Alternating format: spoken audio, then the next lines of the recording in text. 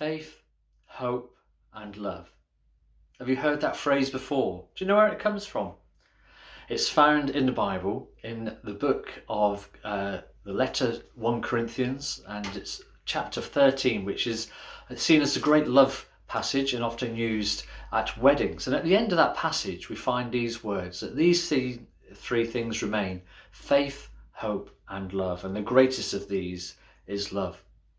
Now, for those of you that might have passed our core hall or followed us on social media over the summer, you would have seen a transformation take place. Our car park had a bare wall, an empty wall, and we just really felt in times of lockdown, of pandemic, of restriction and days of difficulty for so many of us then, and we're entering again now, that how do we communicate the faith and hope and love that we have as a church community here at the Salvation Army? What can we do to maybe bring and raise hopes for those who live in our street and who pass our building every day? And that's why those three words came: faith, hope, and love. And so over the next 3 weeks, as we approach Advent, we're going to be thinking very much of these three words. And this week we're going to look at faith. And today we also recognise that it's Remembrance Sunday, and we would have gathered in such a different way, in such a public way today, and we've been unable to do that. And yet we still think today of those who have laid down our lives for us, faithfully giving up their lives. And so as we think about faith, I wonder if you've ever tried this trust activity where you're in pairs, and the idea is that you fall back and you're caught by your friend, your partner who stood behind you. And the idea is that you fall back, and each time you do it and they catch you, they go back a little bit further and a little bit further. And so the fall is greater each time. And you really have to trust the person behind you. I don't know if you've done this, and if you're thinking, do I trust this person? What is my faith in their ability to catch me based on? Am I bigger than them? Are they strong enough? Are they trustworthy? Have I seen them catch somebody else? Or are they the joker in the pack and likely to just step away as I fall back and end up in a heap on the floor? Well, we think about this idea of faith because we had to put our faith in those that are catching us in that activity. And on this Remembrance Sunday, we also consider the notion of this type of faith against the background of the theatre of war. Here we can recognise the need for soldiers to have the utmost faith in the fellow soldier serving alongside them, and in those in authority over them, giving them the orders, against the noise of battle, the emotion of what the soldiers would be experiencing. It could so naturally have been stirred and maybe distracted. But in those times, and faith in each other and faith in those who are giving you the orders, it becomes even more paramount, even more important. You can just imagine if you didn't have faith in those around you, in those times of crisis and conflict, times of war. And as we begin to think this through, then I guess it's obvious that having faith can stand alone from being a Christian, a person of faith. People can have faith in all sorts of things. We have faith in others, as we've said. We could have faith in the stock market. We have faith in our trusty car that it will start on these cold mornings. We have faith in our family. And this faith isn't blind, but it's based on the experience we have of those people and those things around us. The faith of our military personnel, in the faith in each other that they have, will come from the experience that they have from serving alongside each other in those tight-knit battalions and squadrons and crews. And today we remember them, and we hopefully learn from their sense of community, togetherness and faith in one another. But what else do we mean by faith? Well, let us listen to these words from Hebrews 11 verses 1 to 3, and you'll find some of these words on our wall just outside. Hebrews 11 verses 1 to 3. Faith shows the reality of what we hope for. It is the evidence of things we cannot see. Through their faith, the people in days of old earned a good reputation. By faith, we understand that the entire universe was formed at God's command, that what we now see did not come from anything that we can be seen. Now, I wonder, have you ever watched the film Indiana Jones and the Last Crusade?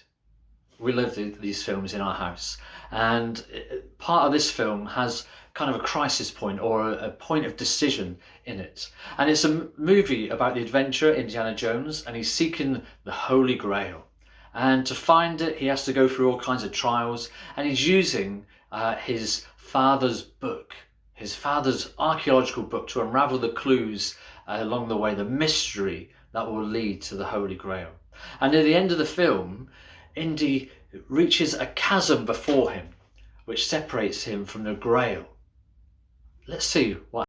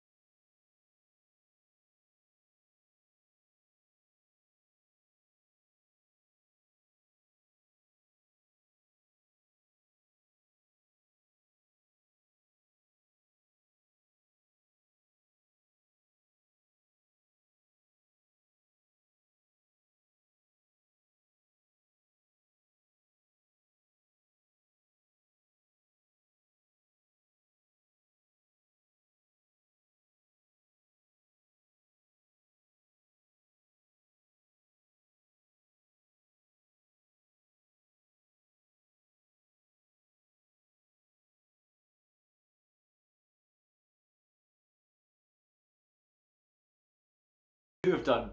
Would you have stepped out? I don't know if I would have done, but he did. And as he reached the prize of the other side, he stepped out because of the words of his father in his book.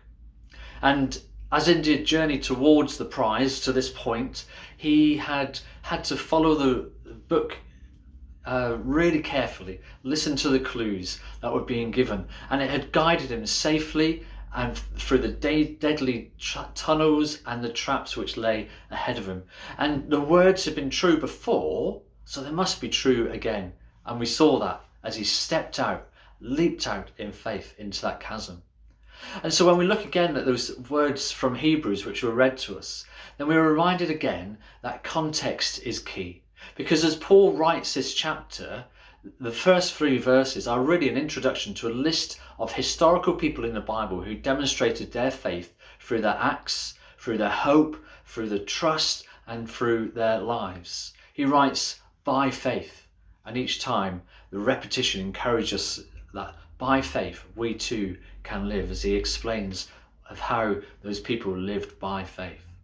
And the faith spoken about here is different than the hoping and having faith that your friend will catch you. This here is a faith in God. Throughout our ministry as officers, people have said to us, "Oh, I'm not religious," to which we often reply, well, neither are we, but we are people of faith. And by this, we mean that we strive to live out our lives not by religious practice or simply named affiliation to a church or a denomination, but by a daily relationship and ultimate trust and faith in God. Our faith impacts who we are and how we act. Our faith impacts how we live and how we respond to the circumstances that we experience in life. And so in these difficult days of COVID-19, when we're all being pressed and shaped by what we experience around us, then what happens with our faith?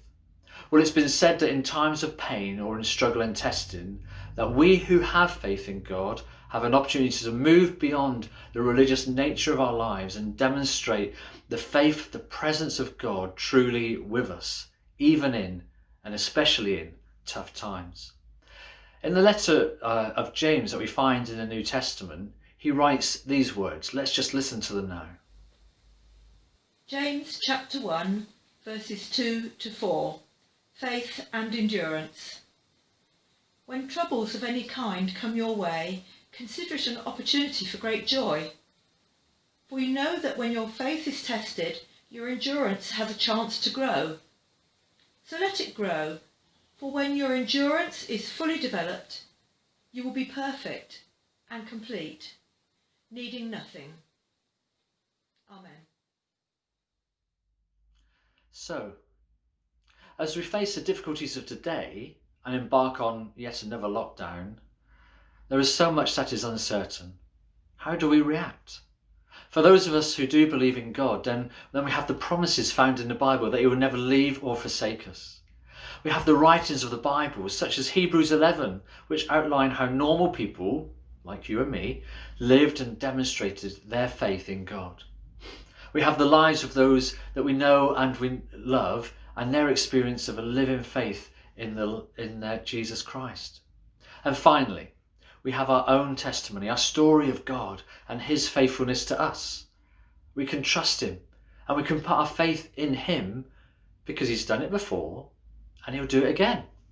Now, as we come to start to close our thoughts today, one song that's been on my mind lately, singing as I go, is literally those words, "Do It Again" by Elevation Worship. And I'm just going to outline the lyrics to you just now, and maybe just close your eyes as I speak these over you.